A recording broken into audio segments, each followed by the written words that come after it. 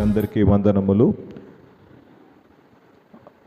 అపోస్తున్నటువంటి పౌలు కొరింథీయులకు రాసినటువంటి మొదటి పత్రిక 9వ అధ్యాయము 24 నుంచి 27వ వచనం వరకు చదువుకుందాం.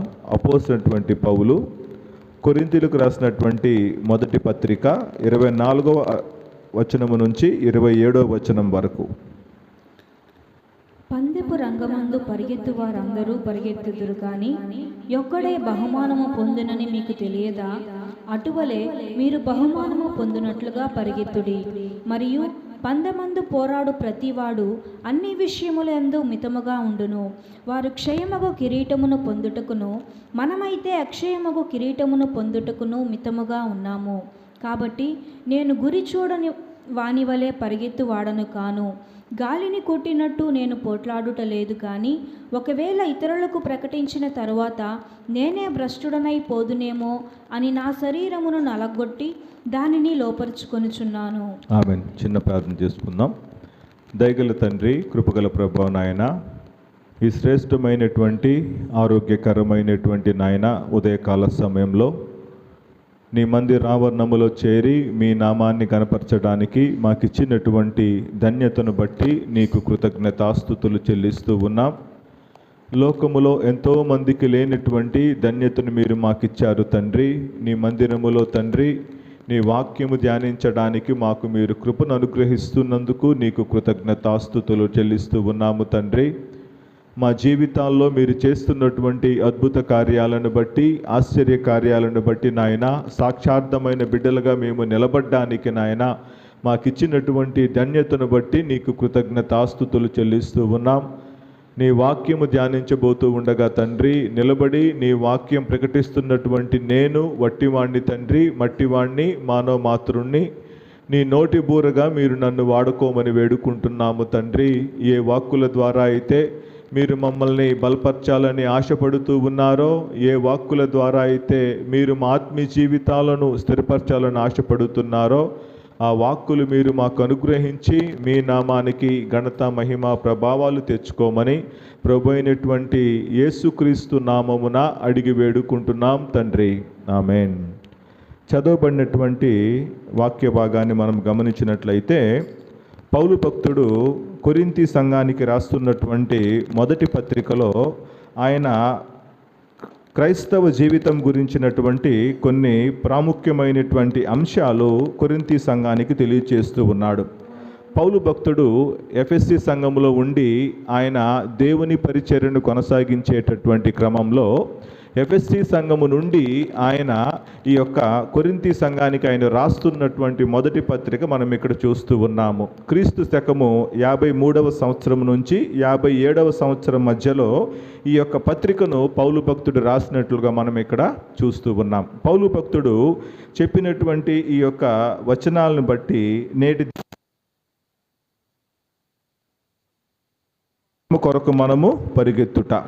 ఈ పౌలు భక్తుడు ఈ యొక్క కొరింథీ సంఘంతో ఆయన ఈ లోకములో క్రైస్తవుని యొక్క జీవన ప్రయాణము ఎలాంటిది అనేటటువంటి అంశం గురించి ఆయన ఇక్కడ మాట్లాడుతూ 24వ వచనంలో ఏమని చెప్తూ ఉన్నాడు అంటే, పందెపు రంగమందు పరిగెత్తు వారందరూ పరిగెత్తుదురు కానీ ఒక్కడే బహుమానము పొందునని మీకు తెలియదా? అటువలే మీరు బహుమానము పొందునట్లుగా పరిగెత్తుడి. మన యొక్క ఆత్మీయ జీవితాన్ని ఒక పరుగు పందెముతో పోల్చి పౌలు భక్తుడు ఇక్కడ మాట్లాడుతున్నట్లుగా మనం ఇక్కడ చూస్తూ ఉన్నాం. ఆ కాలంలో కొరింథీయులు వాళ్ళు ఎక్కువగా కూడా వాళ్ళు ఆడేటటువంటి ఆటల్ని మనం గమనిస్తే పరుగు పందానికి ఉన్నటువంటి ప్రాముఖ్యత వాళ్ళ దేశంలో చాలా ఎక్కువగా ఉన్నట్లు మనం ఇక్కడ చూస్తూ ఉన్నాం. ఎందుకంటే ఒలింపిక్ గేమ్స్ స్టార్ట్ కాక ముందు నుంచే కూడా వాళ్ళు ఆ రకమైనటువంటి ఆటల్ని వాళ్ళ యొక్క దేశాల్లో వాళ్ళు నిర్వహించేటటువంటి పద్ధతి వాళ్ళకి ఉంది. ఇలాంటి క్రమంలోనే పౌలు భక్తుడు ఈ కొరింథీ సంఘముతో వాళ్ళ మధ్య జరుగుతున్నటువంటి కొన్ని ఆటలతోనే ఆత్మీయ జీవితాన్ని ఆయన పోల్చి ఇక్కడ మాట్లాడుతున్నట్లు మనం ఇక్కడ చూస్తూ ఉన్నాం. పరుగు పందెం అంటే మన క్రైస్తవుని యొక్క జీవితమే ఒక పరుగు పందెం లాంటిది. ఎందుకంటే యేసుక్రీస్తుని మనము సొంత రక్షకునిగా మనము అంగీకరించిన తర్వాత మొదటి దినముల్లో మన యొక్క ఆత్మీయ జీవితము చాలా ఉత్సాహంగా, చాలా సంతోషంగా మనము మన యొక్క ఆత్మీయ జీవితాన్ని ప్రారంభిస్తాం. కానీ దినములు గడిచే కొద్దీ మనలో ఉన్నటువంటి ఉత్సాహము కానీ, మనలో ఉండేటటువంటి సంతోషము కానీ, దేవుని పట్ల మనకున్నటువంటి ఆసక్తి క్రమక్రమంగా తగ్గిపోతూ వస్తూ ఉంటుంది. ఈ తగ్గేటటువంటి క్రమంలోనే పౌలు భక్తుడు మనకు ఒక విషయాన్ని గుర్తు చేస్తూ ఉన్నాడు. ఈ లోకములో దేవుని బిడ్డలుగా మనము జీవించేటప్పుడు మనకున్నటువంటి ఒకే ఒక గొప్ప బహుమానము నిత్య జీవము అనేటటువంటి మాటని కొరింథీ సంఘానికి పౌలు భక్తుడు జ్ఞాపకం చేస్తూ ఉన్నాడు. ఆత్మీయంగా మీరు ఎంత ఎదిగినప్పటికీ కూడా, ఎంత ఉన్నతమైనటువంటి స్థితిలోకి మీరు వెళ్ళినప్పటికీ కూడా మీరు చేరవలసినటువంటి గమ్యస్థానం ఒకటి ఉంది. దాన్ని మీరు ఎప్పుడు కూడా మర్చిపోవద్దు అనేటటువంటి అంశాన్ని పౌలు భక్తుడు ఇక్కడ జ్ఞాపకం చేస్తున్నట్లు మనం ఇక్కడ చూస్తూ ఉన్నాం. సో చాలా సందర్భాల్లో మనకు నిత్య జీవము అనేటటువంటి మాట విన్నప్పుడు మనకు నిర్లిప్తత మనలో ఆవరిస్తూ ఉంటుంది. ఎందుకంటే ప్రత్యక్షంగా నిత్య జీవం అనేటటువంటిది మా కంటికి కనిపించట్లేదు కదా. మనము చనిపోయిన తర్వాత దేవుని రాజ్యానికి మనము వెళ్ళేటటువంటి క్రమంలో మనకు అవసరమైనటువంటి ఒక ప్రాముఖ్యమైనటువంటి సాధనము కానీ, మనకు అవసరమైనటువంటి ఒక పని అప్పుడు మనం చూసుకుంటే సరిపోతుంది కదా. ఈ భూమి మీద మనము బ్రతికినంత కాలము దేవుని యందలి మనము భయభక్తులు కలిగి మనము జీవించడానికే మనమందరము కూడా ప్రయాసపడుతూ ఉంటాము. కానీ నిత్య జీవము అనేటటువంటి అంశం గురించి చాలాసార్లు మన ఆత్మీయ జీవితంలో అంత ప్రాముఖ్యత ఉండదు అనేటటువంటి విషయాన్ని ఇక్కడ పౌలు భక్తుడు జ్ఞాపకం చేస్తున్నట్లు మనం ఇక్కడ చూస్తూ ఉన్నాము.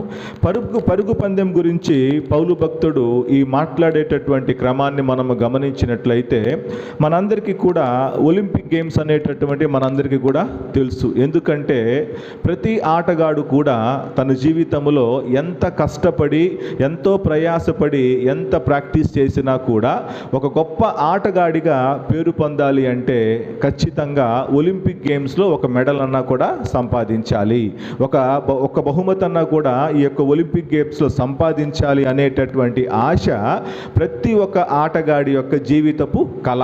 అలాగే పౌలు భక్తుడు జ్ఞాపకం చేస్తున్నటువంటి ఈ పరుగు పందాన్ని మనము గమనిస్తే ఈ ఒలింపిక్ గేమ్స్లో ఎక్కువగా మనం చూసినట్లయితే మ్యారథాన్ రేస్ అనేటటువంటిది ఒక రేస్ జరుగుతూ ఉంది.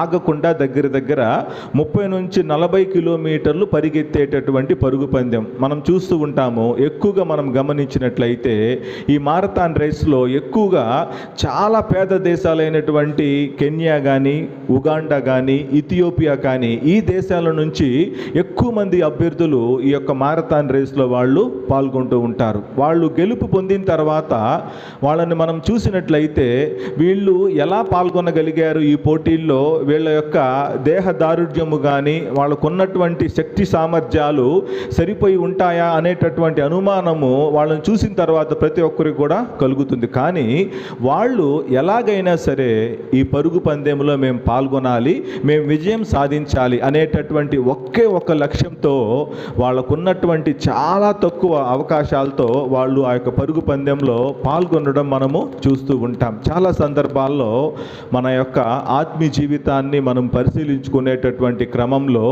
దేవుడు మన ముందుంచినటువంటి ఈ పరుగు పందెంలో ఎలా మనము పరిగెత్తుతున్నాం అనేటటువంటి అంశాన్ని మనము పరిశీలించుకోవాలి. చాలాసార్లు చిన్న కారణాలు చెప్పి చిన్న అవకాశాలని మనం వెతుక్కుంటూ ఈ పరుగు పందెంలో మనము పక్కకు వెళ్ళిపోవడానికో లేకపోతే ఆగిపోవడానికో మనము ప్రయత్నాలు ప్రయత్నాలు చేస్తూ ఉంటాం. కానీ పౌలు భక్తుడు ఏమంటూ ఉన్నాడంటే, పరుగు పందెములో అనేక మంది పరిగెత్తుతాను కానీ బహుమానము పొందేది ఒక్కడే. అంటే అతను చెప్పినటువంటి ఉద్దేశం ఏమిటంటే, క్రైస్తవులుగా పిలువబడినటువంటి మనము అనేక మంది దేవుని మార్గాన్ని వెంబడించడానికి మనము ఇష్టపడుతూ ఉన్నాము, సిద్ధపడుతూ ఉన్నాం. కానీ చివరి వరకు దేవుని రాజ్యములో మనము చేరేటటువంటి వాళ్ళు చాలా తక్కువ మంది అనేటటువంటి అంశం గురించి ఇక్కడ పౌలు భక్తుడు మాట్లాడుతూ ఉన్నాడు. మనం చూసినట్లయితే బైబిల్ గ్రంథంలో కూడా మన యెహోవా దేవుడు ఒక ప్రవక్త చేత ఈ మ్యారథాన్ రన్నింగ్ రేస్ చేపిస్తూ ఉన్నాడు. మనం చూసినట్లయితే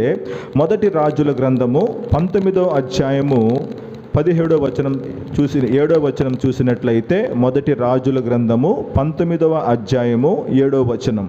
అయితే యెహోవా దూత రెండవ మారు వచ్చి అతని ముట్టి, నీ శక్తికి మించిన ప్రయాణము నీకు సిద్ధమై ఉన్నది, నీవు లేచి భోజనము చేయమని చెప్పినప్పుడు. చాలమ్మా, ఇక్కడ చూసినట్లయితే మనము ఏలియా ప్రవక్త ద్వారా యెహోవా దేవుడు ఒక గొప్ప అద్భుత కార్యాన్ని జరిగించాడు. ఆయన ఇంచుమించు 450 మంది బయలు ప్రవక్తలని చంపించినటువంటి కార్యాన్ని మనం ఇక్కడ చూస్తూ ఉన్నాము. బయలు నిజమైన దేవుడా లేకపోతే యెహోవా దేవుడు నిజమైన దేవుడా అనేటటువంటి ఒక గొప్ప పోటీని పెట్టి దేవుడు ఏలియా ప్రవక్త ప్రార్థన చేసిన వెంటనే ఆయన ఆకాశము నుంచి అగ్నిని దింపి ఆ యొక్క దహన బలి పశువును దహించి వేస్తూ ఉన్నాడు.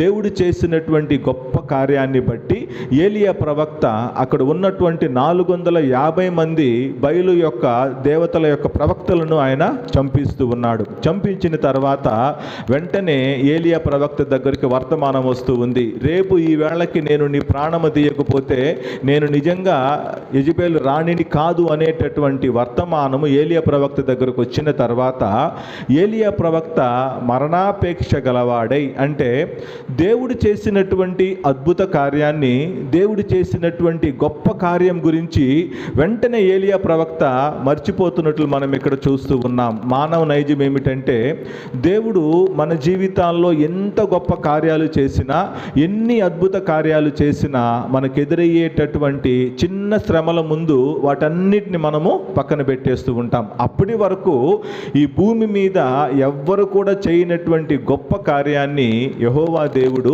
ఏలియా ప్రవక్త ద్వారా జరిగించాడు. ఇంత గొప్ప శక్తి సామర్థ్యము కలిగినటువంటి దేవుడు ఈ యొక్క యెజబెల్ రాణి చేతిలో నుంచి నన్ను విడిపించలేడా అని ఒక్క మాట కూడా ఏలియా ప్రవక్త దేవుని దగ్గర ప్రార్థన చేయకపోవడానికి కారణం ఏమిటంటే, ఆయన ఎదుర్కొంటున్నటువంటి మానసికమైనటువంటి సంఘర్షణ. అంటే చాలాసార్లు ఈ పరుగు పందెంలో మనము పరిగెత్తేటప్పుడు మనకున్నటువంటి సమస్యలు, మనకున్నటువంటి శ్రమలన్నింటినీ కూడా మనమే మన యొక్క తల మీద పెట్టుకొని మనం మోస్తూ ఉంటామే తప్ప, ఈ భారాన్ని మోయగలిగినటువంటి వ్యక్తి ఇంకొకరు ఉన్నారు, ఆయన చేతిలో ఈ భారాన్ని పెడితే మన భారము తేలికవుతుంది అనేటటువంటి విషయాన్ని మనము మర్చిపోతూ ఉంటాం. ఏలియా ప్రవక్త కూడా మరణాపేక్ష గలవాడై బద్రీ వృక్షం కిందకు వచ్చి కూర్చున్నప్పుడు దేవుడు అతన్ని దేవదూతల ద్వారా భోజనం పంపించి అతన్ని బలపరిచి అతను చేసినటువంటి పనిని మనం చూసినట్లయితే 8వ వచనం కూడా చదువమ్మా. అతడు లేచి భోజనము చేసి ఆ భోజనపు బలము చేత 40 రాత్రింపగళ్ళు ప్రయాణము చేసి దేవుని పర్వతమని పేరు పెట్టబడిన హోరేబునకు వచ్చి. చాలండి, ఆ యొక్క భోజనము బలము చేత 40 రాత్రింబవళ్ళు ప్రయాణం చేశాడంట. అంటే ఇప్పుడు మనము చూసేటటువంటి ఒలింపిక్స్ మారథాన్ రేస్ కంటే కూడా చాలా గొప్పదన్నమాట. 40 డేస్ కంటిన్యూస్గా పగలు రాత్రి అతను ప్రయాణం చేసి దేవుని పర్వత అయినటువంటి హోరేబుకు వచ్చాడు.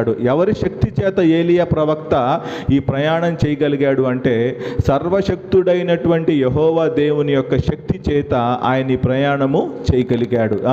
ఇక్కడ యెహోవా దేవుడు ఏలియా ప్రవక్తకు ఒక మాట చెప్పుంటాడేమో, నీ శక్తి చాలనప్పుడు, నీ బలము చాలనప్పుడు, ఈ పరుగు పందెములో పరిగెత్తడానికి నీ బలము చాలనప్పుడు, నీ శక్తి బలహీనమైపోయినప్పుడు నేను నీకంటే కూడా గొప్ప శక్తిమంతుణ్ణి అనేటటువంటి విషయాన్ని యెహోవా దేవుడు ఇక్కడ ఏలియా ప్రవక్తకి ఆయన గుర్తు చేస్తున్నట్లుగా మనం ఇక్కడ చూస్తూ ఉన్నాం. కాబట్టి ఈ పరుగు పందెములో మనము పరిగెత్తి నిత్య జీవాన్ని మనము సంపాదించుకోవాలి అంటే ఖచ్చితముగా మనము ఒక విషయాన్ని గుర్తుపెట్టుకోవాలి. మనకంటే కూడా శక్తిమంతుడైనటువంటి దేవుడు మనకివ్వబోయేటటువంటి బహుమానం కోసం మనము పరిగెత్తుతూ ఉన్నాం. ఈ బహుమానాన్ని మనం స్వతంత్రించుకోవాలి అంటే ఓపికతో మనం ఈ పరుగు పందాన్ని మనము పరిగెత్తాలి. ఈ పరుగు పందెంలో మనము ముందుకు వెళ్ళేటటువంటి క్రమాన్ని మనము గమనించినప్పుడు అనేక రకములైనటువంటి ముళ్ళ పొదలు మన మార్గములో మనకు ఎదురవుతూ ఉంటాయి.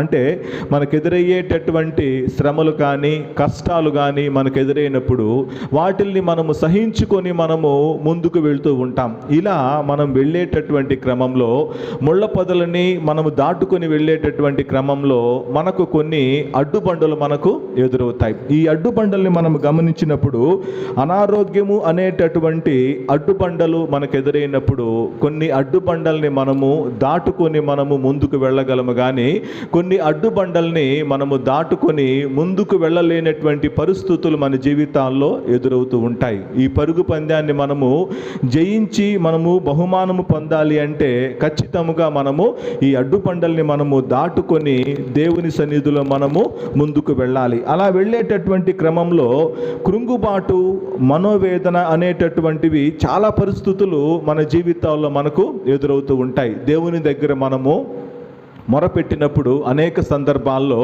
దేవుడు అనేక విషయాల్లో మనకు వాటి నుంచి దేవుడు విడుదల దయచేస్తాడు. కానీ కొన్ని విషయాలు మాత్రము మనతో పాటు ఈ పరుగు పందెంలో ప్రయాణం చేస్తూనే ఉంటాయి. వాటిని భరించుకుంటూ మనము పరిగెత్తగలిగేటటువంటి శక్తి దేవుని దగ్గర మనము వేడుకోవాలి. పౌలు భక్తుడు కూడా తనకున్నటువంటి బలహీనతను బట్టి దేవుని సన్నిధిలో ముమ్మారు వేడుకున్నప్పుడు దేవుడు ఆయనకి ఇచ్చినటువంటి వాగ్దానం ఏమిటంటే, నా కృప నీకు చాలును అనేటటువంటి వాగ్దానాన్ని పెట్టుకొని పౌలు భక్తుడు ఆయన ఎదుర్కొంటున్నటువంటి అనారోగ్య పరిస్థితుల్లో కానీ ఆయన ఎదుర్కొంటున్నటువంటి బలహీనతలో దేవుని వైపు చూసి ఆయన యొక్క పరుగు పందాన్ని ఆయన పరిగెత్తుతున్నట్లుగా మనం ఇక్కడ చూస్తూ ఉన్నాం. కాబట్టి ఈ పరుగు పందెంలో మనము ముందుకు వెళ్ళేటప్పుడు కొన్ని బలహీనతల్ని మనము సరిచేసుకొని వాటిని మనము విడిచిపెట్టగలము. కానీ కొన్ని బలహీనతల్ని మనము సరిచేసుకోకుండా మనతో పాటే వాటిల్ని మనము తీసుకొని ప్రయాణము చేయవలసినటువంటి పరిస్థితి మనకి ఇక్కడ కనిపిస్తూ ఉంది. ఇక్కడ పౌలు భక్తుడు చెప్తున్న మాటల్ని మనము గమనిస్తే ఈ కొరింథీ సంఘంతో ఆయన చెప్తూ ఏమంటున్నాడో మనం చూసినట్లయితే, మీరు పరుగు పందెమందు పరిగెత్తుతున్నారు, కానీ పరిగెత్తిన ప్రతి ఒక్కడు కూడా బహుమానము పొందడు. అటువలే మీరు బహుమానము పొందున్నట్లుగా పరిగెత్తుడి. మనము కొనసాగించేటటువంటి ఈ ఆత్మీయ ప్రయాణము చివరికి మనకు బహుమానాన్ని తీసుకొని వచ్చి పెట్టేటట్లుగా మీరు ప్రయాణం చేయాలి. ఏమిటి బహుమానం అంటే, ఈ లోక సంబంధమైనటువంటి బహుమానాల గురించి ఇక్కడ పౌలు భక్తుడు మాట్లాడటం లేదు, కానీ పర సంబంధమైనటువంటి బహుమానము ఆయన మనకిచ్చేటటువంటి నిత్య జీవం గురించి పౌలు భక్తుడు ఇక్కడ మాట్లాడుతూ ఉన్నాడు. చాలా సందర్భాల్లో మనం ఎలా ఆలోచిస్తూ ఉంటామంటే, ఎప్పుడో దేవుడు ఇవ్వబోయేటటువంటి నిత్య జీవం గురించి ఇప్పుడే మనకి ఎందుకు ఇంత తొందర అనేటటువంటి మాటలు చాలాసార్లు మనం చాలా మంది దగ్గర మనం వింటూ ఉంటాం. కానీ ఈ పరుగు పందెములో చివరి వరకు మనము పరిగెత్తాలి అంటే మొదట మనము వేసినటువంటి అడుగు నుంచి చివరి దాకా ఆ పరుగు పందెములో చివరి వరకు మనము చేరేంత వరకు ప్రతి అడుగు కూడా మనము చాలా జాగ్రత్తగా వెయ్యాలి. దేవునితో మనము ప్రారంభించినటువంటి ఈ యొక్క పరుగు పందెము చివరి వరకు మనము చేరాలి అంటే ఖచ్చితంగా దేవుని యొక్క తోడు మనకు అవసరమని మనం ఇక్కడ చెప్తూ ఉన్నాం. ఈ బహుమానం పొందుకోవడానికి మనము ఎలా మన యొక్క పరుగు పంద్యాన్ని కొనసాగించాలి అనేటటువంటి అంశం గురించి పౌలు భక్తుడు మాట్లాడుతూ మొట్టమొదటిగా ఆయన ఏమంటున్నాడో మనం చూసినట్లయితే, కొరింథీయులకు రాసినటువంటి మొదటి పత్రిక 9వ అధ్యాయము 25వ వచనం చదువుమా. మరియు పందెమందు పోరాడు ప్రతివాడు అన్ని విషయముల యందు మితముగా ఉండును. చాలండి. ఇక్కడ పౌలు భక్తుడు పరుగు పందెములో మనము విజయం సాధించాలి అంటే ఎలా మనము పరిగెత్తాలి అనేటటువంటి మాట గురించి మాట్లాడుతూ మొట్టమొదటిగా ఆయన ఏమంటున్నాడంటే అన్ని విషయముల యందు మనము మితముగా ఉండాలి అనేటటువంటి మాటను చెప్తూ ఉన్నాడు. మితముగా ఉండడము అంటే ఈ యొక్క ఒలింపిక్ గేమ్స్లో పాల్గొనేటటువంటి ప్రతి ఒక్క క్రీడాకారుడు ఏం చేస్తాడంటే వాళ్ళ యొక్క జీవితం యొక్క విధానాన్ని అంటే వాళ్ళ యొక్క లైఫ్ స్టైల్ని వాళ్ళు కంప్లీట్గా మార్చేసుకుంటారు. ఎందుకంటే మన యొక్క జీవితం ఎలాగైతే మనము కొనసాగిస్తూ ఉన్నామో ఇలా కొనసాగిస్తే వాళ్ళు పరుగు పందెంలో వాళ్ళు బహుమానాన్ని పొందలేరు. అందుకని సాధారణమైనటువంటి మనుషుల జీవితానికి పరుగు పందెములో పాల్గొనేటటువంటి ఆ యొక్క క్రీడాకారుల యొక్క జీవితానికి చాలా తేడా ఉంటుంది. వాళ్ళు భుజించే భోజనము కానీ, వాళ్ళు నిద్రపోయేటటువంటి సమయము కానీ, వాళ్ళు చేసేటటువంటి ఎక్సర్సైజ్ కానీ ఇవన్నీ కూడా వాళ్ళు చాలా మితముగా భోజనము చాలా మితంగా తీసుకుంటారు. ఎందుకంటే ఎక్కువ వెయిట్ పెరిగిపోతే పరిగెత్తడం కష్టం కాబట్టి వాళ్ళు అన్ని విషయాల్లో కూడా వాళ్ళు మితముగా ఉంటారు అనేటటువంటి మాటని ఇక్కడ పౌలు భక్తుడు జ్ఞాపకం చేస్తూ ఉన్నాడు. మనము కూడా ఈ యొక్క ఆత్మీయమైనటువంటి పరుగు పందెములో దేవుని యొక్క బహుమానాన్ని పొందుకోవాలి అంటే అన్ని విషయాల్లో మనము కూడా మితముగా ఉండాలి అనేటటువంటి మాటని ఇక్కడ జ్ఞాపకం చేస్తూ ఉన్నాడు. ఎందుకని మనము మితముగా ఉండాలి అని చెప్తూ ఉన్నాడు అంటే 25వ వచనము బి భాగం చూసినట్లయితే వారు క్షయమగు కిరీటమును పొందుటకును. చాలండి. ఈ లోక సంబంధమైనటువంటి పరుగు పందెం కోసం పరిగెత్తే వాళ్ళందరూ కూడా దేనికోసం పరిగెత్తుతారంటే క్షయమైనటువంటి కిరీటం అంటే ఈ భూమి మీద వాళ్ళు సంపాదించినటువంటి కిరీటము కొన్ని సంవత్సరాల తర్వాత అది కనుమరుగైపోతుంది. కానీ మనమైతే ఎలాంటి పరుగు పందెంలో ఎలాంటి బహుమానం కోసము మనము ప్రయత్నం చేయాలి అని చెప్తూ ఉన్నాడో చదువమ్మా. మనమైతే అక్షయమగు కిరీటమును పొందుటకును మితముగా ఉన్నాము. మనమైతే అక్షయమగు కిరీటము పొందుటకు మనము మితముగా ఉన్నాము అనేటటువంటి మాటని ఇక్కడ పౌలు భక్తుడు జ్ఞాపకం చేస్తూ ఉన్నాడు. పరుగు పందెములో కిరీటం పొందడానికి మితముగా ఉండడానికి ఏమిటి ఈ యొక్క సంబంధం అంటే ఆయన చెప్పినటువంటి మాటల్ని మనము గమనిస్తే మనము ప్రారంభించినటువంటి ఈ ఆత్మీయ జీవితంలో దేవుడు మనకిచ్చినటువంటి ఈ రక్షణ జీవితంలో మనము ముందుకు కొనసాగించి ఆయన ఇవ్వబోయేటటువంటి నిత్య జీవం అనేటటువంటి కిరీటాన్ని మనం సంపాదించుకోవాలి అంటే మనము అన్ని విషయాల్లో కూడా మనము మితముగా ఉండాలి అనేటటువంటి మాటని ఇక్కడ పౌలు భక్తుడు జ్ఞాపకం చేస్తూ ఉన్నాడు. పౌలు భక్తుడు తిమోతికి రాసినటువంటి 2వ పత్రిక 2వ అధ్యాయము 5వ వచనం చూసినట్లయితే తిమోతికి రాసినటువంటి 2వ పత్రిక 2వ అధ్యాయము 5వ వచనం.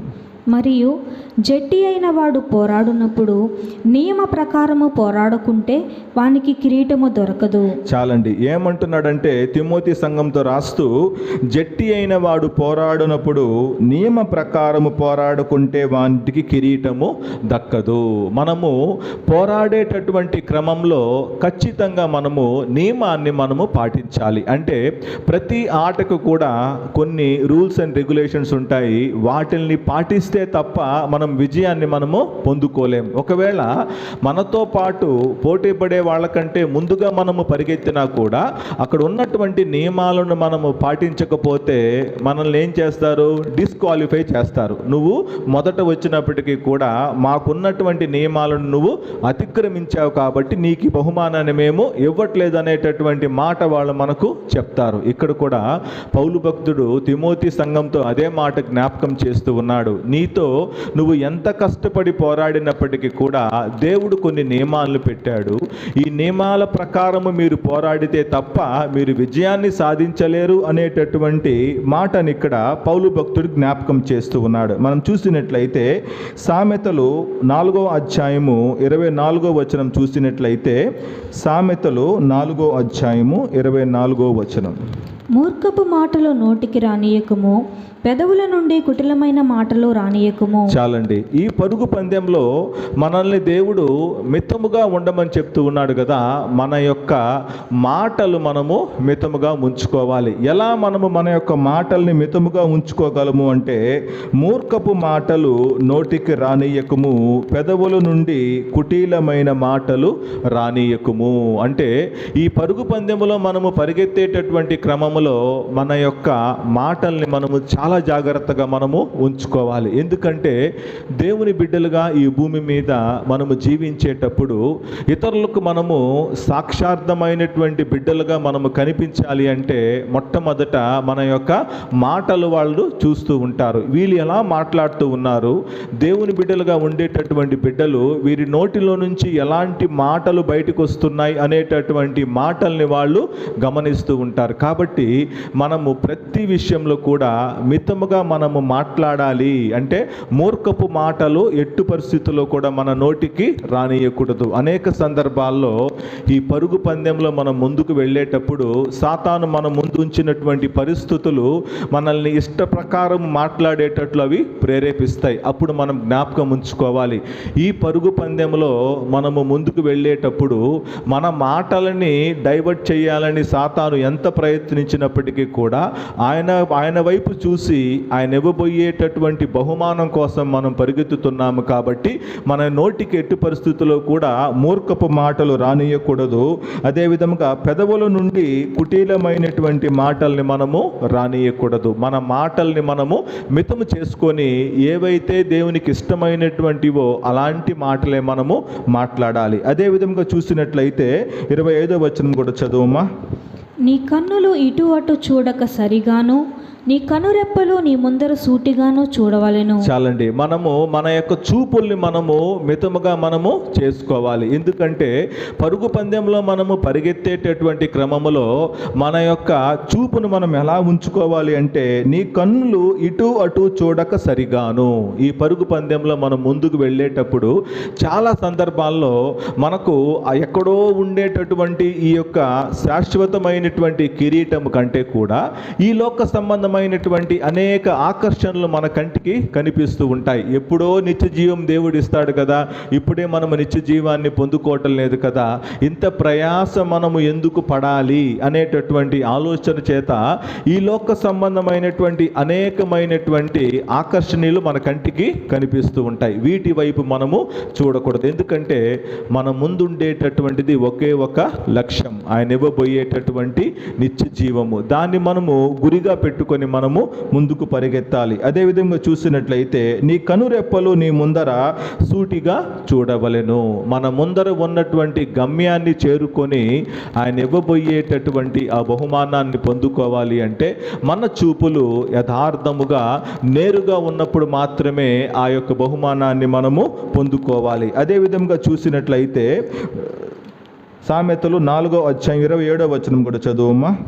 నీవు కుడి తట్టుకైనను ఎడమ తట్టుకైనను తిరగకము, నీ పాదమును కీడునకు దూరముగా తొలగించుకునుము. చాలండి. మన ప్రవర్తనను మనము మితముగా మనము చేసుకోవాలి. ఎందుకంటే పరుగు పందెములో మనము ఆయన ఇవ్వబోయేటటువంటి బహుమానాన్ని పొందుకోవాలి అంటే మొట్టమొదటిగా చూసుకున్నాం, మనము మితమైనటువంటి మాటలు మాట్లాడాలి, మితమైనటువంటి చూపులు మనము చూడాలి, మితమైనటువంటి ప్రవర్తన మన జీవితాల్లో ఉండాలి. ఈ 3 అంశాలు మన జీవితాల్లో ఉన్నప్పుడు ఆయన ఈ యొక్క పరుగు పందెములో మనము చివరి వరకు పరిగెత్తి ఆయన ఇవ్వబోయేటటువంటి నిత్య జీవం అనేటటువంటి బహుమానాన్ని మనం పొందుకోగలం. చాలా సందర్భాల్లో మనకు ఈ యొక్క ప్రయాణములో మనం ఎదుర్కొంటున్నటువంటి ప్రయాసాలను బట్టి వీటిల్ని మనము పక్కన పెట్టేస్తూ ఉంటాం. ఎందుకంటే చివరి వరకు మనము పోరాడుకుంటే ఆయన ఇచ్చేటటువంటి బహుమానాన్ని మనము పొందుకోలేము. ప్రారంభించినటువంటి ఈ యొక్క పరుగు పందెము చివరి వరకు ఆయనతో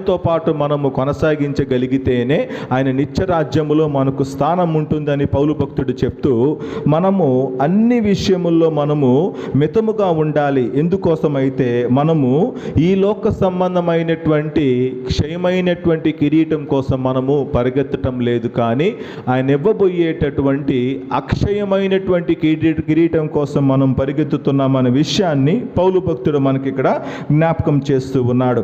రెండో విషయాన్ని మనం చూసినట్లయితే 26వ వచనం చదువమ్మా. కొరింథీయులకు రాసినటువంటి మొదటి పత్రిక 9వ అధ్యాయము 26వ వచనం. కాబట్టి నేను గురి చూడని వాని వలె పరిగెత్తువాడను కాను. చాలమ్మా.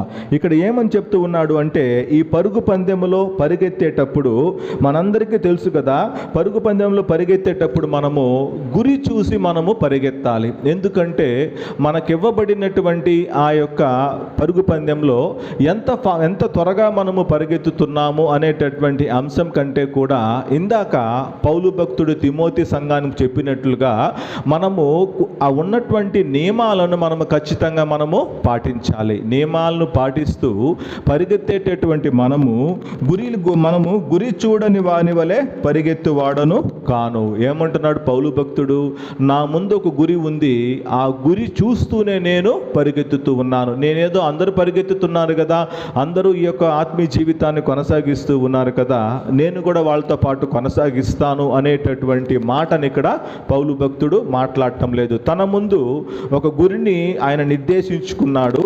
నేను ఎన్ని ప్రయాసలు అనుభవించినా, ఎన్ని శ్రమలు అనుభవించినా ఈ భూమి మీద చివరికి నేను దేవుని యొక్క నిత్యరాజ్యములో నేను స్థానాన్ని సంపాదించాలి. ఈ లోక సంబంధమైనటువంటి అనేక రకములైనటువంటి అడ్డంకులు నాకు ఎదురొచ్చినప్పటికి కూడా, శ్రమలు నాకు ఎదురొచ్చినప్పటికి కూడా, అనారోగ్య పరిస్థితులు నాకు ఎదురొచ్చినప్పటికి కూడా నా ముందు ఉన్నటువంటి గురి ఎప్పుడు నాకు కనిపిస్తూ ఉంది. ఆ గురి వైపుకే చూసి నేను పరిగెత్తుతున్నాను అనేటటువంటి మాటని ఇక్కడ పౌలు భక్తుడు జ్ఞాపకం చేస్తూ ఉన్నాడు. మనం చూసినట్లయితే యెహోషువ గ్రంథము 2వ అధ్యాయము 9 నుంచి 11 వచనాలు మనం చూసినట్లయితే, యెహోషువ గ్రంథము 2వ అధ్యాయము 9 నుంచి 11 వరకు.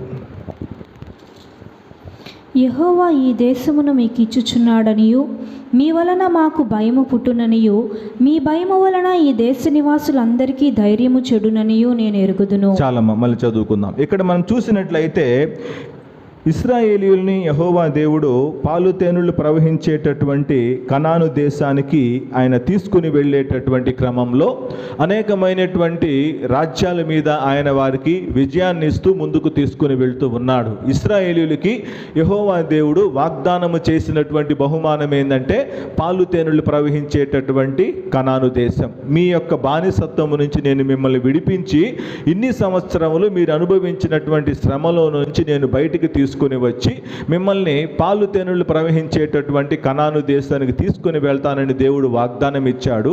ఈ ప్రయాణంలో వారు బయలుదేరి వెళ్ళేటటువంటి క్రమంలో 40 దినములు చేయవలసినటువంటి ప్రయాణాన్ని ఇంచుమించు ఇశ్రాయేలీలు వాళ్ళ యొక్క అవిధేయతను బట్టి 40 సంవత్సరాలు చేస్తూ ఉన్నారు. ఈ 40 సంవత్సరాలు వాళ్ళు చేసిన ప్రయాణంలో అనేకమైనటువంటి ఇరుకులు, అనేకమైనటువంటి అడ్డంకులు వాళ్లకు ఎదురైనాయి. ఇలా వాళ్ళు ప్రయాణం చేస్తూ ఎరికో పట్టణం దగ్గరకు వచ్చేసరికి వాళ్ళకి చాలా భయం కలుగుతుందన్నమాట. అంటే ఎరికో దేశాన్ని మేము జయించగలమా, ఈ పట్టణాన్ని మేము జయించగలమా అని వాళ్ళు యెహోషువ వేగుల వారిని ఆ పట్టణంలోనికి పంపించినప్పుడు ఇక్కడ మనకు రాహాబ్ అనేటటువంటి ఒక వేశ్య మనకు కనిపిస్తూ ఉంది. ఆమె యొక్క కుటుంబాన్ని రక్షించుకోవాలి అనేటటువంటి గురిని ఆమె నిర్దేశించుకుంది. ఎలాగైనా సరే ఈ పట్టణం మొత్తము కూడా నశించిపోయినప్పటికీ కూడా ఎట్టు పరిస్థితుల్లో కూడా నేను నా కుటుంబాన్ని నేను కోల్పోకూడదు, నా కుటుంబాన్ని రక్షించుకునేటటువంటి బాధ్యత నా ముందు ఉంది అనేటటువంటి ఆలోచనలు ఈ మున్నట్లు మనం ఇక్కడ చూస్తూ ఉన్నాము. నేను ఉన్నటువంటి స్థితిలో నా కుటుంబాన్ని నేను రక్షించుకోగలనా, నా కుటుంబాన్ని రక్షించుకునేటటువంటి శక్తి సామర్థ్యాలు నాకు ఉన్నాయా అనేటటువంటి ఆలోచన రాహాబు కలగల. ఆమె ఏం చేస్తూ ఉందంటే, ఆమె యెహోషువ పంపించినటువంటి వేగుల వారితో మాట్లాడిన మాటలు మనం ఇక్కడ చదువుకున్నాం. ఆమె ఏమంటుందంటే, యెహోవా ఈ దేశమును మీకు ఇచ్చుచున్నాడనియు, మీ వల్ల మాకు భయము పుట్టుననియు, మీ భయము వల్ల ఈ దేశ నివాసస్తులందరి ధైర్యము చెడుననియు నేను ఎరుగుదును. దేవుడు మీకు ఇవ్వబోయేటటువంటి బహుమానాన్ని మీరు పొందుకునేటటువంటి క్రమంలో ఎన్ని అడ్డంకులు ఎదురైనా, ఎన్ని ఆటంకాలు ఎదురైనా అవన్నీ కూడా మీ బహుమానాన్ని మీ ముందు నుంచి తీసివేయలేవు అనేటటువంటి గొప్ప నిర్ణయానికి ఈ రాహాబు వచ్చినట్లుగా మనం ఇక్కడ చూస్తూ ఉన్నాం. కింద వచనం కూడా చదువమ్మా. మీరు ఐగుప్తు దేశములో నుండి వచ్చినప్పుడు మీ ఎదుట యెహోవా ఎర్ర సముద్రపు నీరును ఎలాగో ఆరిపోచేసెనో, యోర్దాను తీరమునున్న అమోరీయులు ఇద్దరు రాజులైన సీహోనునకును ఓగుకును మీరేమి చేసితురో, అనగా మీరు వారిని ఎలాగూ నిర్మూలము చేసితురో ఆ సంగతి మేము వింటిమి. చాలమ్మా, ఇక్కడ యెహోవా దేవుడు ఇశ్రాయేలీయుల పట్ల చేసినటువంటి గొప్ప ఆశ్చర్య కార్యాలను బట్టి ఒక అన్యురాలైనటువంటి రాహాబు సాక్ష్యం ఇస్తున్నట్లుగా మనం ఇక్కడ చూస్తూ ఉన్నాం. మీ దేవుడు మీకు తోడుగా ఉన్నాడు, ఆయన మిమ్మల్ని చేయి పట్టుకొని ముందుకు నడిపిస్తున్నాడు. కాబట్టి మీరు మీ బహుమానాన్ని పొందుకునే క్రమంలో ఎన్ని ఆటంకాలు ఎదురైనా, ఎన్ని అడ్డంకులు ఎదురైనా వాటన్నిటిని కూడా సరిచేసి వాటిని పక్కకు నెట్టి మీ మార్గాన్ని సరళం చేసేటటువంటి దేవుడు మీ దేవుడు అనే గొప్ప సాక్ష్యాన్ని రాహాబిస్తున్నట్లుగా మనం ఇక్కడ చూస్తూ ఉన్నాం. చాలాసార్లు ఈ విషయాన్ని మన జీవితాల్లో మర్చిపోతూ ఉంటాం. మనము ఈ యొక్క ఆత్మీయ ప్రయాణములో ఈ యొక్క బహుమానాన్ని పొందుకునేటటువంటి క్రమంలో మనకు ఎదురవుతున్నటువంటి శ్రమల్లో, మనకు ఎదురవుతున్నటువంటి ఇరుకుల్లో మనం ఏమనుకుంటూ ఉంటామంటే ఎలా మనము వీటిలో నుంచి బయటికి రావాలని మనము ఆలోచిస్తూ ఉంటాం. దేవుడు మనకు తోడుగా ఉంటే మన మార్గాలన్నిటినీ కూడా సరళము చేసేటటువంటి బాధ్యత దేవునిది. కానీ దేవుణ్ణి మనం ఏం చేయాలంటే మనతో పాటు పెట్టుకొని మనం ప్రయాణం చేయాలి. ఆయన్ని మనతో రమ్మని మనము బ్రతిమలాడుకుంటే ఆయన మనతో వస్తాడు. మన యొక్క ప్రవర్తన, మన యొక్క నడవడిక సరైన రీతిలో ఉంటే దేవుడు మనకు తోడుగా ఉంటాడు. ఇశ్రాయేలీలు కూడా అనేక సార్లు ఆయన మీద తిరుగుబాటు చేసిన ప్రతిసారి కూడా దేవుడు వాళ్ళని శిక్షించి తిరిగి వాళ్ళతో పాటు ఆయన ప్రయాణం చేస్తున్నట్లుగా మనం ఇక్కడ చూస్తూ ఉన్నాం. ఈ యెరికో ప్రయాణములో ఈ యొక్క రాహాబు దేవుని గురించి చెప్తున్న సాక్ష్యం మనం ఇప్పుడు దాకా విన్నాం. తర్వాత కూడా చదువమ్మా. మేము వినినప్పుడు మా గుండెలు కరిగిపోయిను. మీ దేవుడైన యెహోవా పైన ఆకాశమందును క్రింద భూమి యందును దేవుడే. మీ ఎదుట ఎట్టి మనుషులకైనను ధైర్యం ఏమాత్రమూ ఉండదు. చాలండి. ఈ రాహాబు చెప్తున్న మాటలు మనం చూస్తే యెరికోలో ఉన్నటువంటి అనేక మంది జనాలకి ఇదే ఆలోచన కలిగి ఉంటుంది. ఎందుకంటే జీవము కలిగినటువంటి దేవుని బిడ్డలైనటువంటి ఇశ్రాయేలీయులు వాళ్ళ జోలికి మనము వెళ్ళకూడదు. ఎవరైతే వాళ్ళ జోలికి వెళ్తారో వాళ్ళు ఖచ్చితంగా నిర్మూలమైపోతారు అనేటటువంటి ఆలోచన రాహాబుకు ఉన్నట్లుగా యెరికో పట్టణంలో ఉన్నటువంటి అనేక మందికి ఇలాంటి ఆలోచనే ఉన్నట్లు మనం ఇక్కడ చూస్తూ ఉన్నాం. కానీ అంతమందికి ఆలోచన ఉన్నప్పటికీ కూడా దేవుడు ఈ అవకాశాన్ని రాహాబుకి ఇచ్చాడు. రాహాబు ఈ అవకాశాన్ని చాలా చక్కగా వినియోగించుకున్నట్లు మనం ఇక్కడ చూస్తూ ఉన్నాం. పరిస్థితులు ఎలా ఉన్నా సరే, నాకు శక్తి లేకపోయినప్పటికీ కూడా సరే, నా స్థితిగతులు నా కుటుంబాన్ని రక్షించడానికి సరైనవి కాకపోయినప్పటికీ సరే, నేను ఎలాగైనా సరే నా కుటుంబాన్ని నేను రక్షించుకోవాలి అనేటటువంటి ఒక గురిని రాహాబు నిర్దేశించుకున్నట్లుగా మనం ఇక్కడ చూస్తూ ఉన్నాం. ఆమె గురి లేకుండా ఆమె పరిగెత్తటం లేదు. ఎప్పుడైతే ఈ వేగుల వారు వస్తూ ఉన్నారో చెప్తూ ఉందన్నమాట, నేను మీకు ఉపకారం చేస్తాను, తిరిగి మీరు నా కుటుంబానికి మీరు ఉపకారం చేయాలి. ఉపకారం చేయడం అంటే అంత ఆషామాష అయినటువంటి పని కాదు. ఎందుకంటే ఈ వేగుల వారు వీళ్ళు వచ్చి ఇంట్లో ఉన్నప్పుడే రాజు యొక్క సైనికులు వచ్చారు. వచ్చి ఏమడుగుతున్నారంటే, నీ ఇంటికి వచ్చిన వాళ్ళు, మన దేశాన్ని వేగు చూడడానికి వచ్చిన వాళ్ళని నా చేతికి అప్పగించమని చెప్పి చెప్తూ ఉన్నారు. ఒకవేళ రాహాబు వాళ్ళని దాచిపెట్టినటువంటి సంగతి వాళ్ళకి తెలిస్తే వెంటనే రాహాబు కుటుంబాన్ని అంతటిని కూడా దేశద్రోహం కింద చంపేసేటటువంటి పరిస్థితి ఉందన్నమాట. అయినప్పటికీ కూడా రాహాబు ఏం చేస్తూ ఉందంటే తన కుటుంబాన్ని రక్షించుకోవాలనేటటువంటి నిర్ణయానికి ఆమె వచ్చింది. కాబట్టి ఆమె ఈ కష్టాన్ని, ఈ బాధను కూడా భరించడానికి సిద్ధపడినట్లుగా మనం ఇక్కడ చూస్తూ ఉన్నాం. కాబట్టి ఈ పరుగు పందెములో పరిగెత్తేటటువంటి మనము మనము ఆయన ముందు పరిగెత్తాలి అంటే గురి చూసి మనము ఆయన ముందు పరిగెత్తాలి. ఆయన ఇచ్చేటటువంటి బహుమానాన్ని మన కళ్ళ ముందు పెట్టుకొని చివరి వరకు నేను ఈ బహుమానాన్ని పొందుకోవడానికి నేను ప్రయత్నం చేయాలి అంటే, చాలా సందర్భాల్లో మనం ఏం చేస్తూ ఉంటామంటే ప్రయత్నం చేయకుండానే ఇంకేం చేస్తాంలేండి, మన వల్ల కాదు కదా, మనం చేయలేనటువంటి పని కదా అని మనం అనుకుంటూ ఉంటాం. కానీ రాహాబు అలా అనుకొని గమ్ము కూర్చోలేదు. ఆమె ఇంటికి ఎదుక్కుంటూ వచ్చినటువంటి అవకాశాన్ని చాలా చక్కగా ఆమె వినియోగించుకుంది. నేనెవరు, ఈ దేశంలో నేను ఎన్నిక లేని దానిని, ఎవరికి కూడా నేను పనికిరాని దాన్ని అనేటటువంటి ఆలోచన రాహాబు హృదయంలో కలగలేదు. దేవుని మీద ఆమెకున్నటువంటి నమ్మకాన్ని మనం చూసినప్పుడు ఈ నమ్మకాన్ని బట్టి ఆమె ఒక గురి నిర్దేశించుకుంది. నా కుటుంబాన్ని నేను రక్షించుకోవాలి. ఎందుకంటే జీవము కలిగినటువంటి దేవుడు ఇశ్రాయేలీయుల యొక్క దేవుడు. ఆయన ఇశ్రాయేలీయుల్ని, ఈ యొక్క యెరికో పట్టణాన్ని ఇశ్రాయేలీయుల చేతికి ఖచ్చితంగా అప్పగించేటటువంటి సమర్థుడు. ఎందుకంటే ఎర్ర సముద్రాన్ని 2 పాయలుగా చేసినటువంటి దేవుడు ఈ యెరికో పట్టణాన్ని ఆయన యొక్క బిడ్డలకి అప్పగించలేడా అనేటటువంటి ఆలోచన రాహాబు చేసింది. కాబట్టి ఆమె నిర్దేశించుకున్నటువంటి గురిని బట్టి ఆమె ముందుకు వెళ్తూ ఉంది. దేవుడు ఆమెని, ఆమె కుటుంబాన్ని దేవుడు కాపాడినట్లుగా మనం ఇక్కడ చూస్తూ ఉన్నాం. మనం చూసినట్లయితే 2వ అధ్యాయము 15వ వచనం చదువమ్మా. ఆమె ఇల్లు పట్టణపు ప్రాకారము మీద నుండెను. ఆమె ప్రాకారము మీద నివసించినది గనుక త్రాడు వేసి కిటికీ ద్వారా వారిని దింపెను. చాలండి. మనం గమనించినట్లయితే ఒక పెద్ద మగవాళ్ళని ఒక స్త్రీ తాడు వేసి పైనుంచి కిందకి దింపడం అంటే అది కొద్దిగా సాహసమైనటువంటి పని అని మనం చెప్పుకోవాలి. ఎందుకంటే దిగేటప్పుడు మనుషులు చాలా వెయిట్ ఎక్కువ ఉంటారు. ఎందుకంటే వాళ్ళు తాడు పట్టుకొని మనము కిందకి దించాలి అంటే చాలా కష్టముతో కూడుకున్నటువంటి పని. ఈమె ఇంత కష్టాన్ని కూడా భరించడానికి కారణం ఏమిటంటే తన కుటుంబాన్ని రక్షించుకోవాలి. నశించిపోతున్నటువంటి యెరికో పట్టణంలో నుంచి ఎలాగైనా సరే నా కుటుంబాన్ని రక్షించుకోవాలనేటటువంటి గురిని ఈమె నిర్దేశించుకుంది. కాబట్టి ఆ పడుతున్నటువంటి కష్టాన్నంతటిని కూడా భరించడానికి ఆమె సిద్ధపడినట్లుగా మనం ఇక్కడ చూస్తూ ఉన్నాం. మనం చూసినట్లయితే లూకాసు వార్త 13వ అధ్యాయము 24వ వచనం చూసినట్లయితే లూకాసు వార్త 13వ అధ్యాయము 24వ వచనం.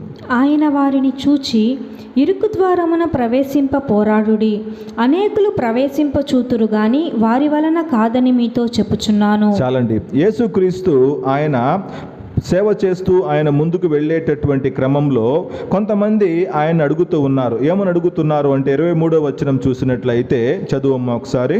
ఒకడు, ప్రభువా రక్షణ పొందువారు కొద్దిమందేనా అని ఆయనను అడుగగా. చాలండి.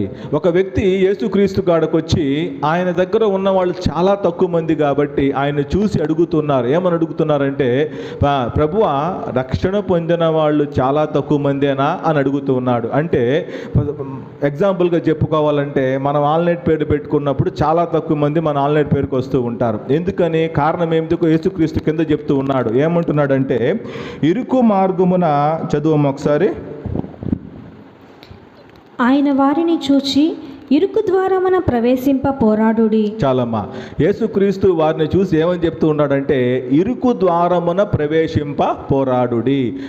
రాత్రి కొద్దిసేపు మనం నిద్ర మేలుకోవాలంటే అందరికీ కూడా కష్టమైనటువంటి పనే. కాబట్టి చాలా సందర్భాల్లో మనం ఆన్లైన్ పేరుకి రాలేకపోతూ ఉంటాం. కానీ యేసుక్రీస్తు ఏమని చెప్తూ ఉన్నాడు అంటే గురి వైపు చూసి మీరు పరిగెత్తాలి అంటే ఖచ్చితంగా మీరు ఇరుకు మార్గమున ప్రవేశించడానికి మీరు నిర్ణయించుకోవాలి. ఇరుకు మార్గం అంటే మనందరికీ ఎవరికి కూడా మనకు ఇష్టం ఉండదు కదా.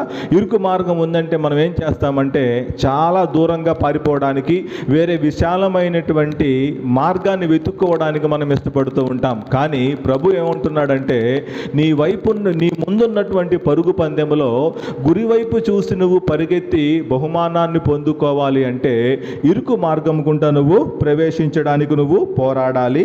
అనేకులు ప్రవేశింపజూతురు కానీ వారి వలన కాదని మీతో చెప్పుచున్నాను. చాలామంది దేవుని యొక్క ఇరుకు మార్గములో ప్రయాణం చేయడానికి వాళ్ళు ప్రయత్నం చేస్తారు కానీ చివరి వరకు వాళ్ళు దాన్ని కొనసాగించలేరు అనేటటువంటి మాటను ప్రభు ఆయనకి జ్ఞాపకం చేస్తూ ఉన్నాడు. మన ఆత్మీయ జీవితాలను కూడా మనము పరిశీలన చేసుకుంటే ఈ ప్రయాణములో మనము ఇరుకు మార్గంలో వెళ్ళేటప్పుడు అనేక రకములైనటువంటి ఇరుకులు మన జీవితాల్లో సాతాను కలుగ చేస్తాడు. ఒక్కొక్క ఇరుకు సాతాను మన జీవితాల్లో కలుగజేసినప్పుడు ఇకనైనా ఆగిపోతాడేమో ఈ ప్రయాణంలో, ఇకనైనా పక్కకు వెళ్ళిపోతాడేమో అని సాతాను ఎంత ప్రయత్నించినప్పటికీ కూడా మనము మన ముందున్నటువంటి గురి వైపుకే మనము చూడాలి అనేటటువంటి మాటని ఇక్కడ పౌలు భక్తుడు జ్ఞాపకం చేస్తూ ఉన్నాడు. 3వ విషయాన్ని మనం చూసినట్లయితే కొరింథీయులకు రాసినటువంటి మొదటి పత్రిక 9వ అధ్యాయము 27వ వచనం చదువుమ్మా.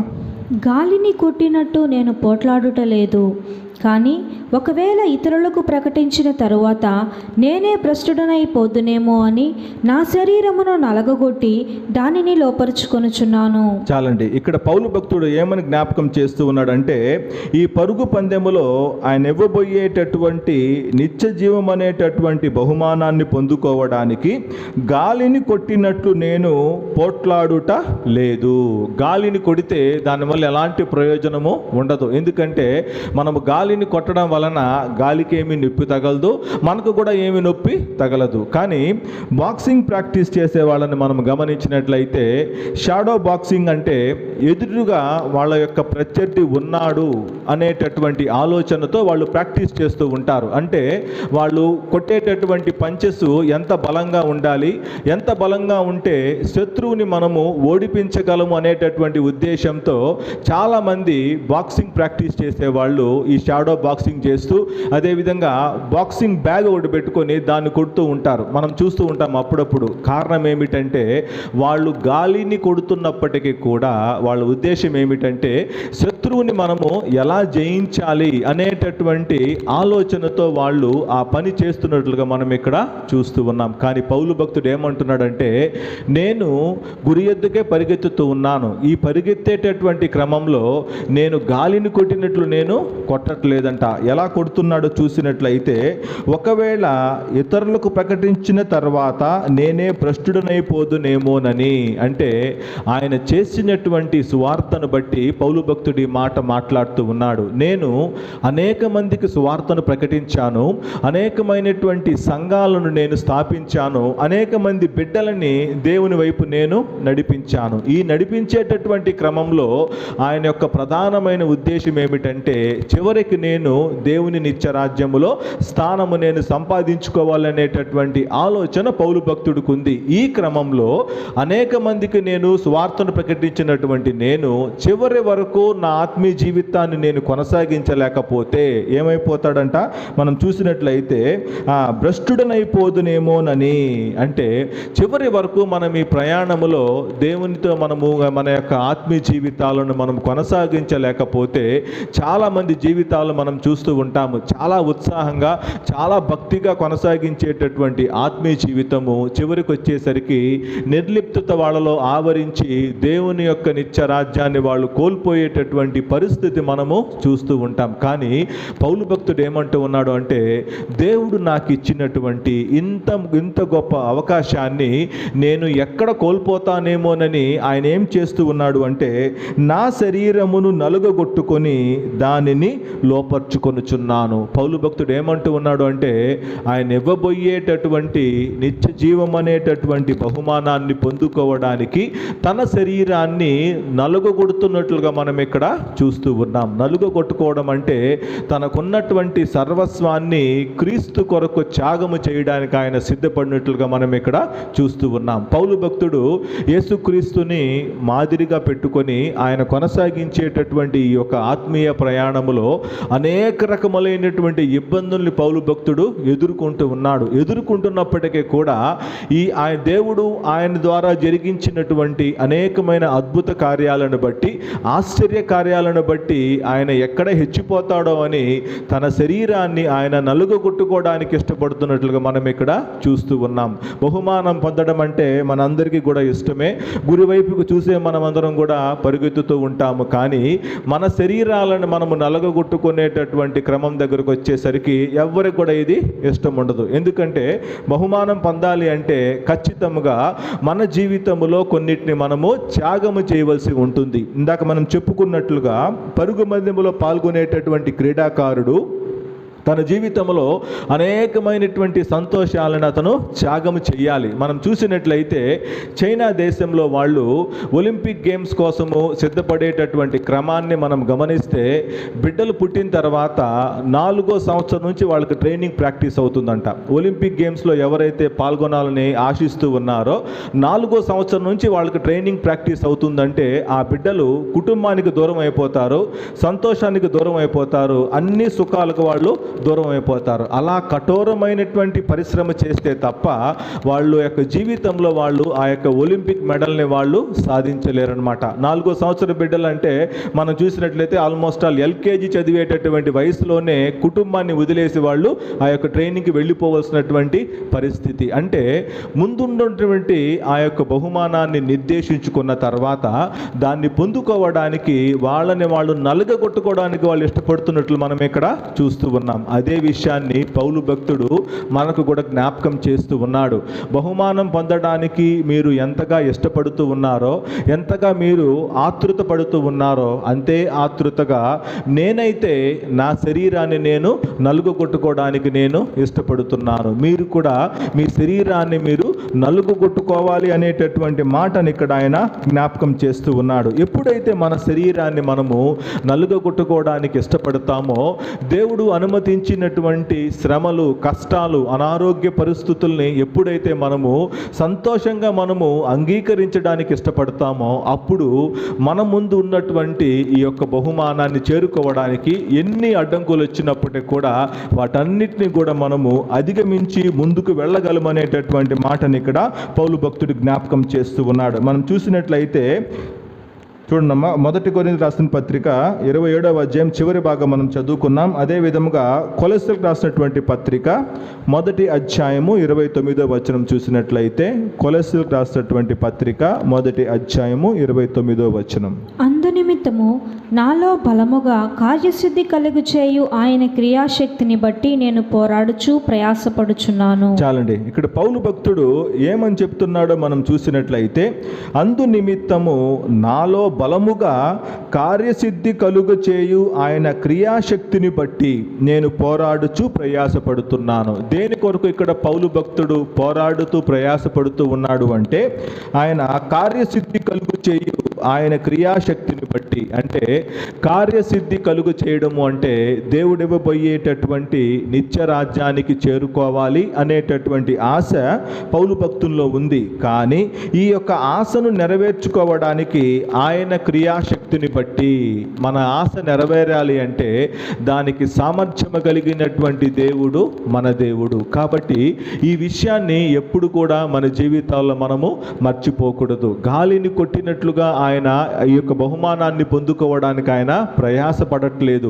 ఈ బహుమానాన్ని పొందుకునేటటువంటి క్రమంలో దేవుడు ఆయన ద్వారా జరిగించినటువంటి సువార్త మన ఆత్మీయ జీవితాలను మనం గమనించినట్లయితే, ఆయన బిడ్డలుగా మనము కొనసాగించేటటువంటి ఈ యొక్క ఆత్మీయ జీవితాన్ని చివరి వరకు మనము కొనసాగించాలి అంటే ఎలా మనము ముందుకు వెళ్తున్నా మన విషయాన్ని మనము జ్ఞాపకం ఉంచుకోవాలి. మన శరీరాన్ని మనము నలుగొట్టుకోవడానికి మనం ఇష్టపడుతూ ఉన్నామా, లేకపోతే ఆయన అనుమతించినటువంటి శ్రమల్ని మనము తట్టుకోలేక ఈ మార్గాన్ని విడిచిపెట్టి మనము వెళ్ళిపోతున్నామన్న విషయాన్ని మనము జ్ఞాపకం ఉంచుకోవాలి. ఇక్కడైతే పౌలు భక్తుడు చెప్తున్నటువంటి మాటలు మనం చూసినట్లయితే, నేను దేవుని క్రియాశక్తిని బట్టి నేను పోరాడడానికి ప్రయాసపడుతున్నాను అనేటటువంటి మాటని ఇక్కడ ఆయన జ్ఞాపకం చేస్తూ ఉన్నాడు. అదేవిధంగా పౌలు భక్తుడు తిమోతికి రాసినటువంటి 2వ పత్రిక 1వ అధ్యాయము 12వ వచనం చూసినట్లయితే, సహించిన వారమైతే ఆయనతో కూడా